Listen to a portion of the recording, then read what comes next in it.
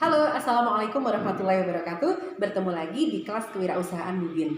Nah, pada pertemuan kali ini kita akan membahas tentang HAKI, hak atas kekayaan intelektual, atau ada juga yang menyebutnya HKI, hak kekayaan intelektual. Nah, apakah itu HAKI? Mari kita cerita-cerita sebentar ya. Nah, jadi kalau kita tinggal di Indonesia nih, rata-rata banyak sekali kita jumpai barang-barang palsu. Benar nggak nih? Bubin kemarin dari pasar ada sebuah sabun pencuci piring, mereknya kan biasanya Sunlight. Saya nemunya merek Sunli dengan warna dominan yang sama dengan beberapa hal yang berkaitan dengan identiknya suatu produk Sunlight tadi, tapi ditiru oleh merek tersebut. Nah, itu baru satu hal. Kemudian pernah juga kalian mungkin melihat benda tiruan atau barang tiruan, tapi sangat mudah kita jumpai dimanapun berada. Jadi dalam artian kalau di Indonesia ini peredaran barang-barang palsu memang sangat marak terjadi. Nah, pemerintah berusaha untuk mengupayakan hal terbaik untuk itu.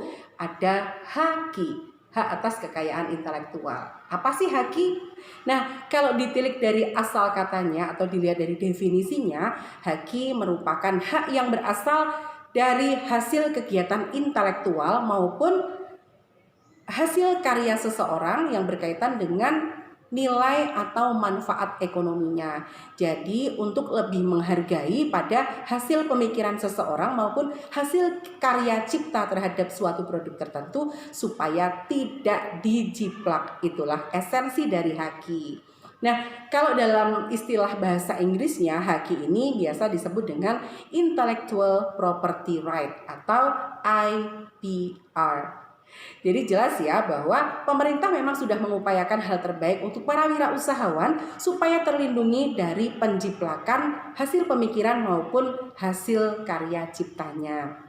Nah, kenapa sih kok harus ada HAKI atau kenapa sih kok harus dilindungi hak untuk memikirkan sebuah produk maupun memikirkan suatu karya gitu dan juga hasil karya cipta seseorang?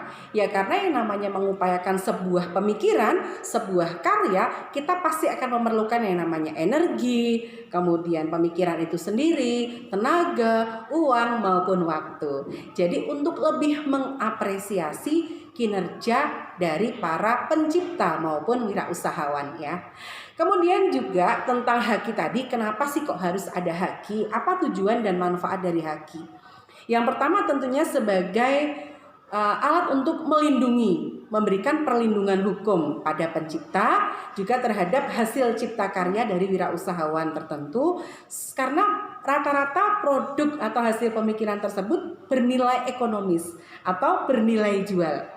Sama misalnya seperti yang Bubin contohkan tadi, kita bikin produk bagus, diciplak orang, ditiru orang, sementara mereka bisa menjual dengan harga yang lebih murah.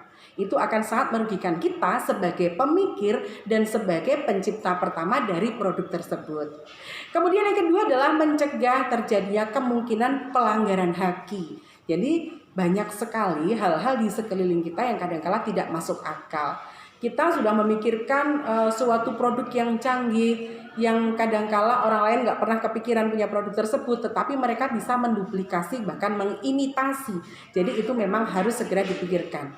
Kemudian yang ketiga adalah meningkatkan kompetisi dan memperluas pangsa pasar. Tentunya kalau memang ada aturan, ada HAKI-nya, berarti memang akan memotivasi orang untuk berlomba-lomba. Ayo dong bikin apa lagi? Jangan cuma meniru, jangan cuma menjiplak merek orang lain, jangan cuma sekedar mengimitasi karya orang lain, tetapi kita harus memiliki karya sendiri yang wow, gitu ya.